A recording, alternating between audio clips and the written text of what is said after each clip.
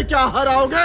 अरे तुम्हारे पाकिस्तान में इतने लोग नहीं जितने हमारे यहाँ ईद पर बकरे काटे जाते हैं।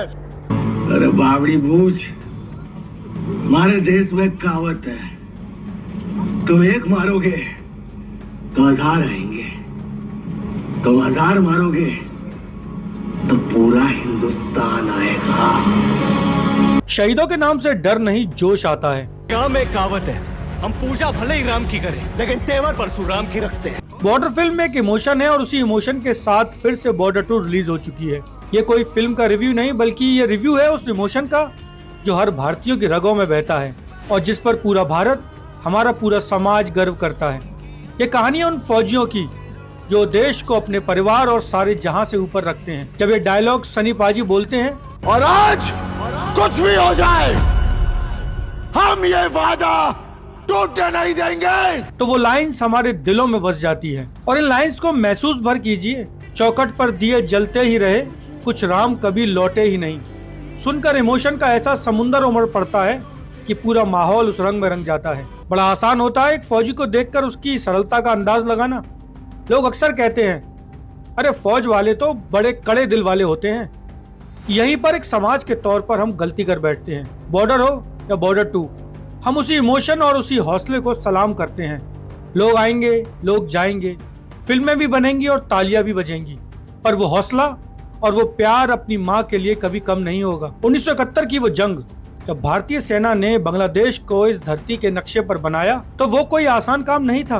वो एक भावना जो अपने देश पर मर मिटने और शहीद होने का हौसला भर लिए आगे बढ़ जाती है। फिल्म का ये डायलॉग उसी हौसले को दिखाता है। जंग हौसलों से जीती जाती है। वो कहते हैं ना कि सारे काम सोच समझकर किया करो। तो जब सोच समझकर भारत माँ की सेवा करने की सोच ली तो फिर क्या शादी, क्या अपने माँ बाप और क्या अपने बच्चे, उन सब की फिक्र छोड़कर अपने देश के लिए कुछ कर गुजरने का वो इमोशन है बॉर्डर 2। फिल्म के कुछ सीन ऐसे हैं कि आंखों से पानी आना तय है। उस पर से वो डायलॉग्स काफी शानदार हैं। संदेशे आते हैं गाने के बाद जब सभी फौजियों की चिट्ठी आती है तो एक फौजी की चिट्ठी में लिखा होता है कि उसकी माँ का देहांत हो गया है और वो अपनी माँ को मुखाग्नि भी नहीं दे पाया। वहीं उसका एक साथी फौजी खुश है कि उसके घर बेटी ने जन्म लिया है, पर जब उसे अपने साथी के दुख का पता चलता है तो वो अपनी खुशी को छिपाकर उसके साथ खड़ा हो जाता है। सीना तब और भी गहरा हो जाता है जब वो कहता है, आज से मेरी बेटी का नाम पार्वती होगा जो कि तुम्हारी माँ का नाम था। सनी देओल ने लेफ्टिनेंट कर्नल फतेह सिंह कलेर के किरदार को जिया है और उनके हर सीन पर आपकी आंखों में आंसू आना तय है। फिल्म में फतेह सिंह ने अपने बेटे को कुर्बान कर दिया। सेना अफसर का इकलौता बेटा जब अपनी माँ को बताता है कि उसे भी पिता की तरह सेना ज्वाइन करनी है तो उस माँ का डर सामने आ जाता है, क्योंकि माँ सेल्फिश होती है, ऐसा कहते हैं। फिर उसी डर को दरकिनार कर अपने बेटे को सेना में देश के लिए भेजती है। अब आप एक बार सोच कर देखिए कि क्या बीतेगी उस माँ पर। इसका इकलौता बेटा जिसकी लंबी उम्र के लिए वो रोज प्रार्थना करती थी और उसकी शादी का सपना देखती थी, जब खबर आती है कि वो शहीद हो गया। और वो बाप जो सेना का अफसर है, जब उसे बेटे की शहादत की खबर मिलती है वो बाहर से नहीं रोता पर अंदर से ऊपर वाले से एक सवाल, और उसकी वो नाराजगी आपका कलेजा चीर देगी। वो बाप जो रोज मत्था टेकने जाता हो, उसने उसके बाद उस दर पर जाना बंद कर दिया है। वो मलाल की आखिरी बार अपने बेटे से बात न कर पाने की वो टीस, और दुश्मन जब उसे बोले कि जैसे तेरे बेटे को हलाल किया है तुझे भी वैसे ही मारेंगे, वो गुस्सा आप सहन नहीं कर पाएंगे। एक सीन तो आपका कलेजा निकाल देगा। सोच के देखिए, आपकी नई नई शादी हुई है पर आपकी नई दुल्हन के स्वागत के लिए घर पर कोई नहीं होता। मेजर होशियार सिंह दहिया की पत्नी कहती है, मुझे माँ बाप का आशीर्वाद लेना है। तो होशियार सिंह का वो इमोशन आपको हिला देगा। वो कहते हैं कि माँ ने तो कभी फोटो खिंचवाई नहीं, लेकिन बापू की सेना की वर्दी है। उसके बाद दोनों उस वर्दी को सैल्यूट करते हैं। ये वो फौजी है जो सरहद पर अपने जीवन का तूफान साथ लिए हुए